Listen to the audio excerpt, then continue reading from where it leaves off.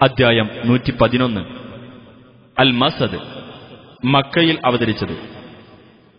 മസദ് എന്നാൽ ഈത്തപ്പന നാര് എന്നാണ് അർത്ഥം. 5-ാം സൂക്തത്തിൽ ഈത്തപ്പന നാരുകൊണ്ടുള്ള കയറിനെപ്പറ്റി പരാമർശിച്ചതാണ് ഈ പേരിന് നിദാനം. ബിസ്മില്ലാഹിർ റഹ്മാനിർ റഹീം. തബ്ബത് യദാ അബീ ലഹബിൻ വതബ്. അബൂലഹബിന്റെ ഇരു കൈകളും നശിച്ചിരിക്കുന്നു, അവൻ നാശമടയുകയും ചെയ്തിരിക്കുന്നു. മാ അഗ്നാ അൻഹു മാലുഹു വമാ കസബ്.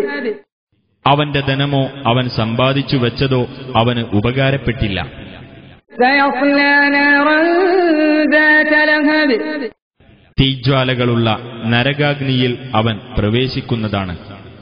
വംറഅതുഹു ഹമ്മാലത്തൽ ഹതബ്. വിറകു ചുമട്ടുകാരിയായ അവന്റെ ഭാര്യയും. ഫീ ജീദിഹാ ഹബ്ലും മിൻ മസദ്.